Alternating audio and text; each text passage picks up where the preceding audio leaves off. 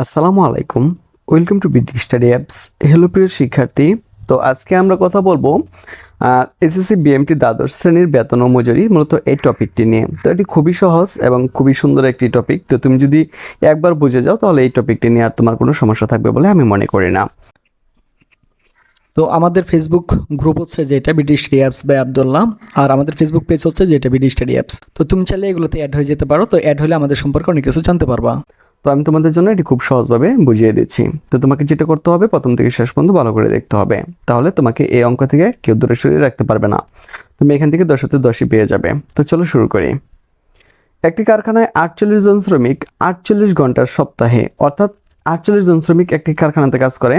তাদের কথা হচ্ছে তারা এক সপ্তাহে 48 ঘন্টা কাজ করবে এবং ঘন্টা প্রতি 10 টাকা হারে স্বাভাবিক মজুরি পাবে। কোনো এক সপ্তাহে কারখানায় 60 ঘন্টা কাজ করা হয়। মনে রাখবা, তারা এক সপ্তাহে 48 ঘন্টা কাজ করার মূলত এই অঙ্গীকার নিয়ে কাজ করে, কিন্তু ওই সপ্তাহে একদিনকে 60 সপ্তাহ হয়ে গেছিল, মানে এক সপ্তাহে। তো এই 48-এর পরে যে 60 ঘন্টা চলে আসলো, 48-এর পরের থেকে যে ঘন্টাগুলো হয় সেগুলো তো মূলত ওভার টাইম ঘন্টা হিসাবে বিবেচনা করা হয়। তো ওভার টাইম মজুরি স্বাভাবিক মজুরি 1.5 ঘন্টা। স্বাভাবিক মজুরি হচ্ছে 10 টাকা, 10 জাস্ট তুমি 1.5 দ্বারা গুণ করবা, তাহলে তুমি ওভার টাইম মজুরিটা পেয়ে যাবা। শ্রমিকগণ স্বাভাবিক মজুরির আয়ের 10% মহার্ঘ ভাতা, অর্থাৎ স্বাভাবিক যে মজুরিটা আছে এর 10% মহার্ঘ ভাতা তোমাকে ধরতে হবে। 40% বাড়ি ভাড়া ভাতা, 20% যাতায়াত ভাতা পেয়ে থাকেন। শ্রমিকগণ নিয়মিত স্বাভাবিক মজুরি 10% ভবিষ্যৎ তহবিলের চাঁদা এবং 1% যৌথ বিমা তহবিলে দান করেন। ওই সপ্তাহে অগ্রিম মজুরি বাবদ 2750 টাকা এবং জরিমানা বাবদ 250 টাকা কর্তন করা হয়। এখন তোমাকে বলা হয়েছে নিট প্রদেয় মজুরি পরিমাণ নির্ণয় করার জন্য। তো অঙ্কটা খুবই সহজ, একটু দেখার চেষ্টা করো। তো তোমরা তো আমাদের স্পেশাল সাজেশনগুলো নিয়ে নিচ্ছ, মূলত এটা তোমাদের জন্য, যারা ইউটিউব থেকে দেখবে তাদের জন্য। তো সমাধান হচ্ছে আমরা প্রতিষ্ঠানের নামটা লিখব, যে নামটা আমাদেরকে দেওয়া থাকবে সেই নামটা এখানে লিখে দিব। পরে লিখবো মজুরি রেজিস্টার অথবা মজুরি বিবরণী। পরে লিখবো আমরা বিভাগের নাম, মাস, সপ্তাহ, সাল।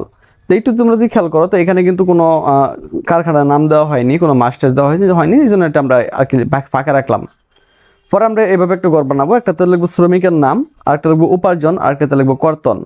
পরে আমরা 3টা ঘর এই পাশে রেখে দেবো। একটা হচ্ছে নিট পদয় মজুরি, পরে হচ্ছে কি তোমার হচ্ছে প্রদয় হচ্ছে 1 নং, পরে হচ্ছে প্রাপকের স্বাক্ষর ও তারিখ। আর শ্রমিকের বিবরণীতে যেহেতু এখানে কোনো শ্রমিকের নাম দেয়নি, শুধুমাত্র বলছে 48 জন শ্রমিক, এখন কোনো শ্রমিকের নাম টাম কিছু দেয়নি। তো আমরা এখানে লিখবো ক্রমিক নং, প্রথমেটা ক্রমিক নং, শ্রমিকের নাম, পদবী ও কোড নং, স্বাভাবিক কর্মঘণ্টা, এগুলো কিন্তু আমাদেরকে লিখতে হবে।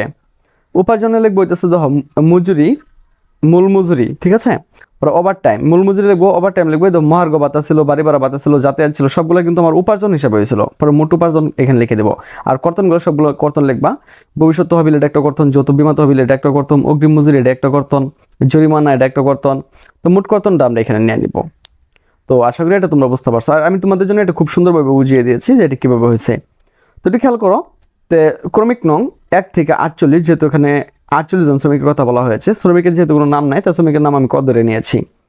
পদবী কোড নং আমি নিলাম শ্রমিক ক, স্বাভাবিক কর্মঘণ্টা। তুমি একটু খেয়াল করো, সে কিন্তু 48 জন শ্রমিক এখানে কিন্তু রয়েছে, আর 48 জন শ্রমিক কিন্তু সপ্তাহে 48 ঘন্টা কাজ করবে। তো আমরা 48 দ্বারা গুণ করলে কিন্তু স্বাভাবিক কর্মঘণ্টাটা পাই যাই, বুঝছো, কর্মঘণ্টা। তো আমি তোমাদের জন্য এটা আবার করে দিচ্ছি যে সাপ্তাহিক কর্মঘণ্টা 48 এবং ঘন্টা প্রতি মজুরি 10 টাকা। তো আমি এটা পরে রাখছি, আমি আগে 48 জন শ্রমিকের সাপ্তাহিক কর্মঘণ্টাটা গুণ বের করছি। তাহলে 48 জন শ্রমিক 48 ঘন্টা করে কাজ করতে, টোটাল কিন্তু তোমার এই 2304 ঘন্টা হয়েছে। এই দেখো এখানে লিখে দিচ্ছি কত, 2304 ঘন্টা। এখন হচ্ছে মূল মজুরি। তা আবার একটু খেয়াল করো, প্রত্যেকে কিন্তু 10 টাকা করে মজুরি পাবে। তো আমি 2304 10 দ্বারা গুণ করছি, পাইছি আমি কত, 23,040 টাকা। তো এই যে এখানে কিন্তু আমি মূল মজুরিটা 23,040 টাকা রেখে দিয়েছি। এখন কত হচ্ছে ওভার টাইম মজুরি। তাহলে স্যার ওভার টাইম কত, খেয়াল করো। তো আমাদের স্বাভাবিক কর্মঘণ্টা কিন্তু 48 ঘন্টা, ঠিক আছে। আর এখানে এই সপ্তাহে কাজ হয়েছিল 60 ঘন্টা। তো 60 থেকে আমরা 48 বাদ দেবো। 48 বাদ দেওয়ার পরে যে ঘন্টাটা থাকবে ওটা আবার 48 দ্বারা গুণ করাম, কারণ শ্রমিক হচ্ছে 48 জন।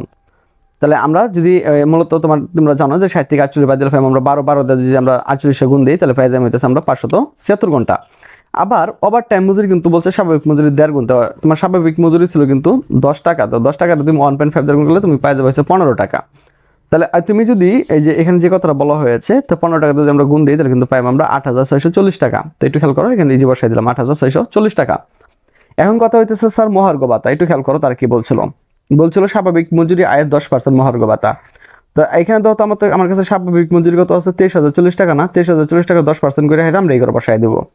বাড়ি ভাড়া ভাতা খেয়াল করো, বাড়ি ভাড়া ভাতা ছিল তোমার হইতেছে 40%।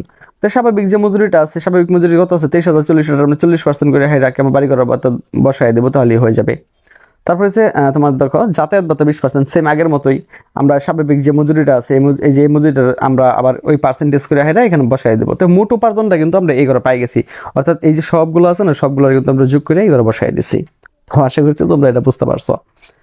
তারপরে তারা বলতেছে কর্তনগুলা, যে স্বাভাবিক মজুরি 10% ভবিষ্যৎ তহবিলে কর্তন করতে হবে। তো যে স্বাভাবিক যে মজুরিটা রয়েছে, এই যে স্বাভাবিক যে মজুরিটা রয়েছে 10% করে তোমরা এই করে বসাই দেবা, যৌথ বিমা যতটুকু আছে ততটুকু বয় দেবা, আমরা এটা বসাই দিলাম। দেখো অগ্রিম মজুরি হইতেছে 2750 টাকা, তো অগ্রিম মজুরি আমরা 2750 টাকা এগুলো বসাই দিলাম।